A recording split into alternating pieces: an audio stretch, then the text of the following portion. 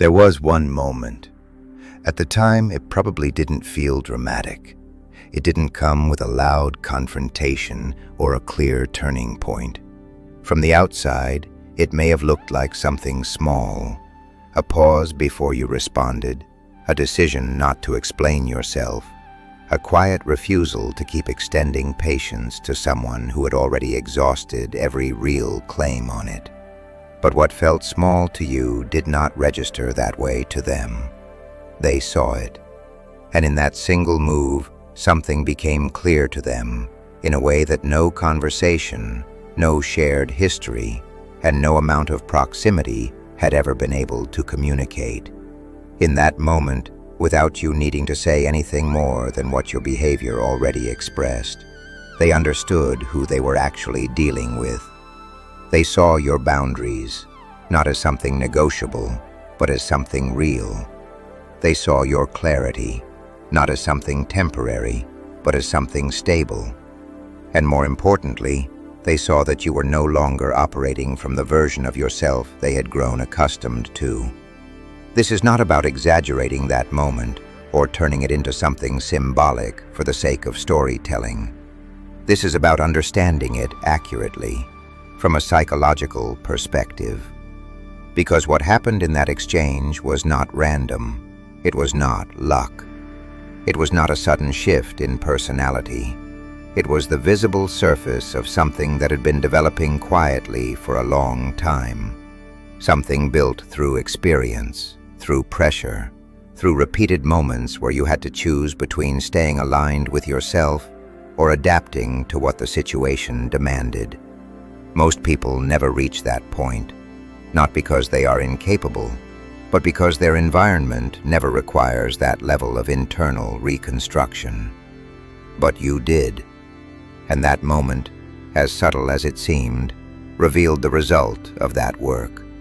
Understanding what it showed about you, about the situation, and about the depth of what you've built matters more than you might realize. There is a difference between someone who has learned to manage their reactions and someone who has fundamentally restructured the internal architecture from which their reactions emerge.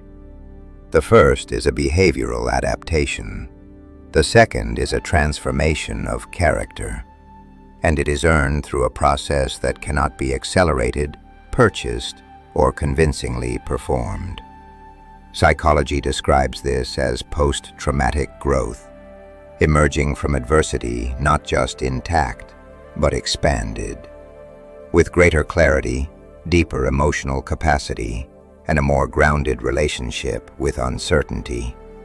But there is a dimension rarely named: behavioral authenticity under pressure, the ability to act from your real values, even when the environment pressures you to do otherwise.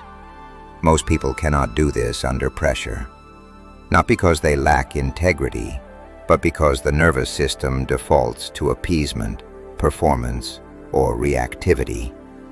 What you developed is the ability to act from center under load, to make a clean, clear decision in real time, even in emotionally charged situations. This was not something you were born with, it was built. The environments that produce defining moments like this are rarely simple. They are often enmeshed systems, environments where identity, approval, belonging, and emotional exchange become tightly intertwined, to the point where it's difficult to separate who you are from how you are being received. In these spaces, the rules are rarely spoken, but they are consistently felt. Clarity creates friction because it challenges the unspoken agreements holding the system together. Directness destabilizes dynamics because it removes the ambiguity that allows patterns to continue. And authenticity disrupts the structure entirely because it refuses to participate in roles that were never consciously chosen. These environments often operate through subtle but powerful mechanisms.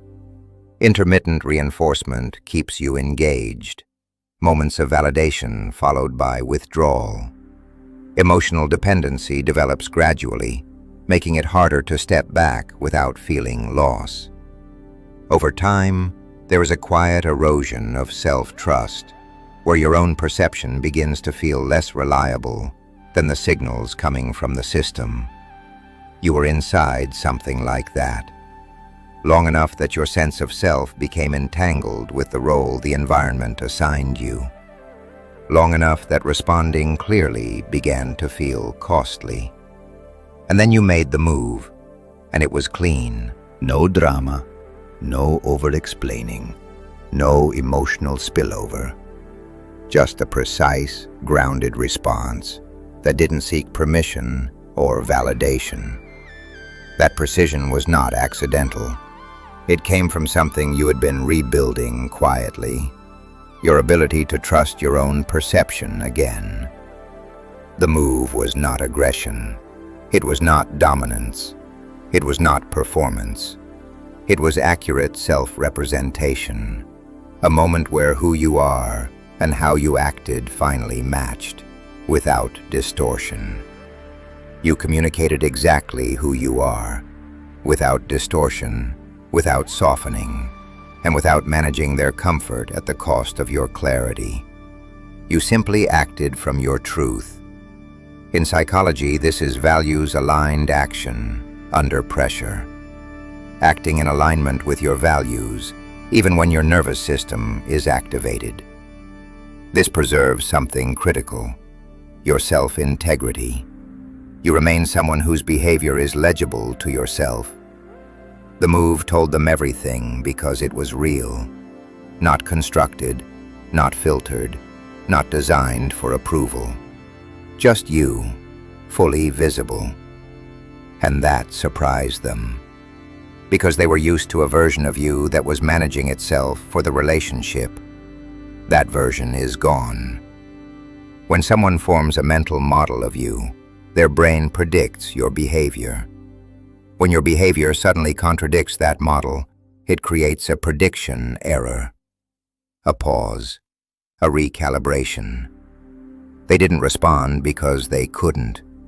Their expectations were built for someone who no longer exists. This moment wasn't about winning or shifting power. It was about information. They now have accurate data about who you are, and what they do with that is their process. Your process, the one that created the move, was already complete. The move was the result, not the beginning. This level of authenticity is not free. It required holding your perception when it was challenged, trusting your judgment under pressure, processing emotional weight without external support. This is what builds real integrity. The move was not the story. It was the moment the story became visible. Behind it were countless private decisions, choosing regulation over reaction, returning to your center repeatedly, rebuilding your self-trust over time. That is what made the move possible. The important question now is not what happens to them. It is what you do with what this revealed about you. Because the moment proved something.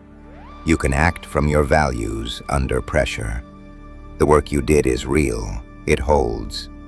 And neuroscience confirms this. What you repeat under pressure becomes your default. You built this version of yourself through consistent choices. This is not temporary. This is who you have become. Carry that forward. Not as an image, not as a reaction to the past, but as your actual, tested self. The move told them everything.